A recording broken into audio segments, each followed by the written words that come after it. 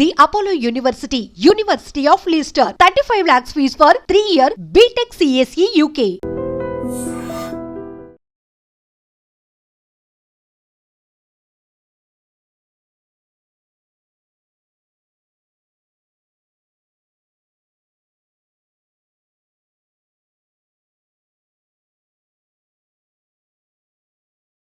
మరో భర్త బలి. ఇలాంటి వార్తలు ఒకప్పుడు విన్నప్పుడు చాలా ఆశ్చర్యంగా, విడ్డూరంగా, వింతగా అనిపించేది. కాస్త మనసులో, గుండెల్లో భయం కూడా ఉండేది. కానీ తరచుగా ఈ వార్తలు చాలా కామన్గా వినిపిస్తున్నాయి. చాలా బాధ అనిపిస్తోంది కదా. అసలు ఏంటి, భర్త అంటే ఒక బాధ్యత, కానీ ప్రియుడు మోజుల్లో పడి అలాంటి భర్తల్నే ప్లాన్ చేసి మరి ప్రియుడితో కలిసి స్కెచ్ వేసి అడ్డు తొలగించుకోవటానికి కూడా కొంతమంది దుర్మార్గపు ఆలోచన చేస్తున్న భార్యల్ని తరచుగా ఈ మధ్య చూస్తూ ఉన్నాం. ఉత్తరప్రదేశ్లోని ఫిరోజాబాద్లో ఓ దారుణమైన ఘటన. ఆమె పేరు శశి, ప్రియుడి పేరు యాదవేంద్ర, భర్త పేరు సునీల్. ఎస్, ఈ శశి అనే ఆమె తన భర్తను అడ్డు తొలగించుకోవాలి అనుకుంది, ప్రియుడితో కలిసి ఉండాలని నిర్ణయించుకుంది. ఈ క్రమంలోనే చాలా రకాల స్కెచ్లు వేస్తూ వచ్చింది. పెరుగన్నంలో నిద్ర మాత్రలు కలిపి భర్తకు పెట్టింది. అయితే మోతాదు ఎక్కువ కావటంతో అతను ఆరోగ్యం క్షీణించడంతో వెంటనే హాస్పిటల్కు తీసుకువెళ్లారు. కొన్ని రోజుల పాటు ట్రీట్మెంట్ తీసుకున్న తర్వాత కుదుట పడినటువంటి అతను ఇంటికి తిరిగి వచ్చాడు. ఆ తర్వాత ఆ సునీల్ పేరెంట్స్ కూడా చాలా భయం పడ్డారు. ఎందుకంటే అయ్యో నా కొడుకు ఏమైంది, ఇప్పుడే కోలుకొని ఇంటికి వచ్చారు అనుకునే టైంలోనే మరొక స్కెచ్. ఏకంగా ఈసారి ప్రియుడు హెల్ప్ తీసుకుంది శశి. భర్తను ఎలాగైనా అడ్డు తొలగించుకోవాలని రెండో ప్లాన్కి పథకం వేసింది. అందుకే ఈసారి నిద్ర మాత్రలతో పని జరగలేదని చెప్పి పాయిజన్తో తన భర్తని అడ్డు తొలగించుకోవాలని, తన భర్త ప్రాణాలు తీయాలని నిర్ణయించుకుంది.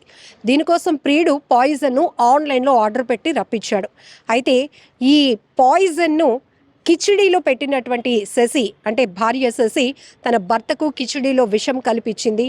దీంతో సునీల్ ప్రాణాలు కోల్పోయాడు. ఇలాంటి వార్తలు చదవడమే కాదు, వినాలి అన్నా కూడా సొసైటీ ఎటుపోతోందో అని అనేక రకాల ప్రశ్నలు తలెత్తుతున్నాయి. కానీ వరుసగా ఇవే దారుణమైన ఘటనలు.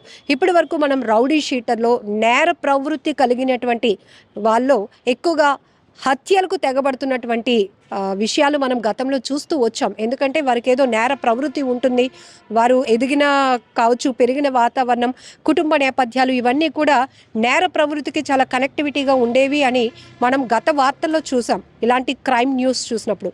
బట్ ఇప్పుడు ఒక మహిళ అంటే చాలా బాధ్యత కలిగినటువంటి ఒక రోల్. కుటుంబ బాధ్యతలే కాదు, తనను తాను మలుచుకుంటూనే తన పిల్లల్ని, భర్తని, అత్తమామల్ని, అమ్మా నాన్నని కూడా ఎంతో కేర్ఫుల్గా, బాధ్యతగా చూసుకోవాల్సినటువంటి పాత్రలో ఒక రోల్లో ఉన్నటువంటి ఒక బాధ్యత కలిగినటువంటి మహిళలు కొంతమంది దుర్మార్గపు ఆలోచన చేస్తున్నారంటే ఎటుపోతోంది. అసలు తల్లి పాత్రలో ఉన్నవాళ్ళు పిల్లల్ని కూడా అడ్డు తొలగించుకుంటున్నారు. భార్య అంటే ఒక నమ్మకం, భార్య అంటే తనకు అన్నీ అనుకునేటువంటి భర్తల్ని కూడా అడ్డు తొలగించుకోవడానికి ప్రియులతో కలిసి స్కెచ్లు వేసి చంపేస్తున్నారు. ఎంత దారుణమైన ఘటనలు. ఒకప్పుడు ఈ వార్త వినాలి అంటేనే చాలా సాహసంగా అనిపించేది, చాలా గుండె ధైర్యం కావాలి. అంత దుర్మార్గురాలు ఎవరు, అంత హృదయం కఠినంగా మార్చుకున్న ఆ రాక్షసి ఎవరు అని అప్పట్లో అనుకునేవాళ్ళం. బట్ ఇప్పుడు ట్రెండ్ మారిందా ఏంటో. ఏం చూసి నేర్చుకుంటున్నారు? వెబ్ సిరీసా, సినిమాలా, సీరియల్ కిల్లింగా, ఏం చూసి ఇలాంటి ఐడియాలు వస్తున్నాయో తెలియదు. కానీ ప్రియుడు మోజులో పడి భర్తలకి దూరం అవుతూ ఉండటం, భర్తల్ని అడ్డు తొలగించుకోవాలి, ప్లాన్ చేసేసి వాళ్ళని చంపేయాలి, ఆ తర్వాత కుటుంబానికి దూరంగా వెళ్ళిపోయి ఇష్టమైన వాళ్ళతో జీవించాలి అనేటటువంటి దుర్మార్గపు ఆలోచనలో నుంచే ఇలాంటి హత్యా నేరాలు మరింతగా పెరుగుతున్నాయి అనటంలో ఎలాంటి డౌట్ లేదు. ఇక్కడ ఈ భార్య శశి కూడా తన భర్త సునీల్ని అడ్డు తొలగించుకొని ప్రియుడు యాదవేంద్రతో కలిసి ఉండాలి అనుకుంది. కానీ సునీల్ తల్లిదండ్రులకు ఒక డౌట్ వచ్చింది. తన కొడుకు చనిపోయిన తర్వాత కోడలి ప్రవర్తనలో చాలా మార్పులు గమనించినటువంటి వాళ్ళు తన కొడుకుని కోడలే చంపించిందా అనే ఒక ఆలోచనతో, ఒక అనుమానంతో పోలీసులకు వారు కంప్లైంట్ ఇవ్వడం జరిగింది. అప్పుడు భర్త సునీల్, ఎవరైతే సునీల్ ఉన్నారో ఆయన హత్యకి, చనిపోవటానికి కారణాలు విశ్లేషించే క్రమంలోనే పోలీసులకు ఇంట్లో పాయిజన్ ప్యాకెట్ అనేది కనిపించింది. దీంతో అప్పుడు క్లారిటీ వచ్చింది. సో భార్య భర్తను ఇలా హత్య చేయించింది. అందుకు కావాల్సినటువంటి ప్లాన్ కానీ స్కెచ్ కానీ పాయిజన్ని ఆన్లైన్లో ఆర్డర్ పెట్టి తెప్పించింది ప్రియుడు యాదవేంద్రే అని తెలుసుకున్నటువంటి పోలీసులు ఇద్దరిని కూడా అదుపులోనికి తీసుకున్నారు.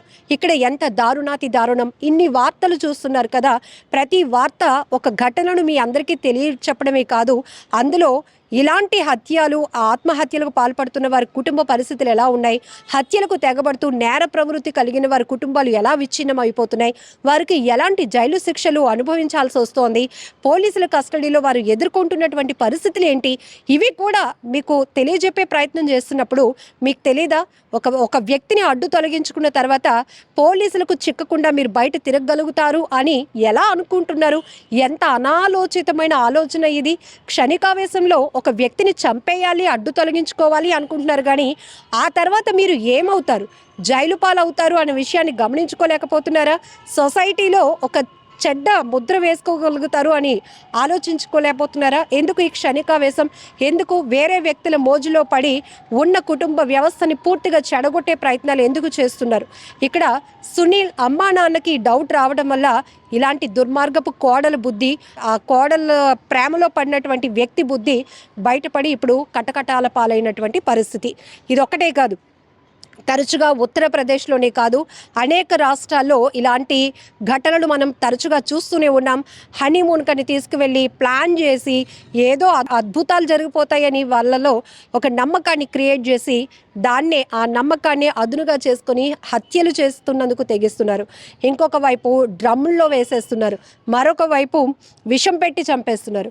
అన్నం తినడం అంటే, ఒక భార్య భర్తకి అన్నం వడ్డిస్తుంది అంటే అది ఎంతో ప్రేమ, అది చాలా కనెక్టివిటీకి సంబంధించినటువంటి అంశం. కానీ అక్కడ ఆ ప్రేమతోనే నమ్మించి ఇలా గొంతు కోస్తున్నటువంటి భార్యలు ఇప్పటికైనా మారాల్సిన పరిస్థితి ఉంది. ఏది శాశ్వతం అంటే మనం శాశ్వతం, మనకి మన కుటుంబాలే శాశ్వతం అనే విషయాన్ని మాత్రం ఖచ్చితంగా తెలుసుకోవాల్సిన అవసరం ఉంది. ఎందుకంటే మన భారతీయ సంస్కృతిలో కావచ్చు, ప్రపంచం ఏంటి, ఈ భూమాతని మనం ప్రతి సందర్భంలో ఒక ఎగ్జాంపుల్గా తీసుకుంటాం. భూదేవి అంత ఓర్పు మహిళకు ఉంటుంది అని.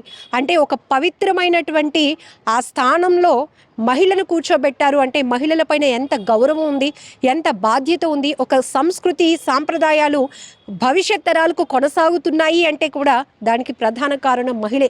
అలాంటి మహిళలు ఇప్పుడు రాక్షసులుగా మారిపోతూ సమాజానికి ఎలాంటి మెసేజ్ ఇవ్వాలి అనుకుంటున్నారు, మిమ్మల్ని మీరు ఎలా చూపించుకోవాలి ఈ సొసైటీలో అనుకుంటున్నారు, మీ పిల్లల పరిస్థితి ఏంటి, చంపేస్తున్నారు మీ భర్తల్ని, వాళ్ళ అమ్మా నాన్నల పరిస్థితి ఏంటి, మీ అమ్మా నాన్న మీ గురించి ఇలాంటి కూతుర్ని కన్నానా, ఇలాంటి కొడుకుల్ని కన్నామా అని మీ తల్లిదండ్రులు ఎంత రోధిస్తూ ఉంటారు, వారు ఎంత నరకయాతన అనుభవిస్తుంటారు ఒకసారి ఆలోచించండి.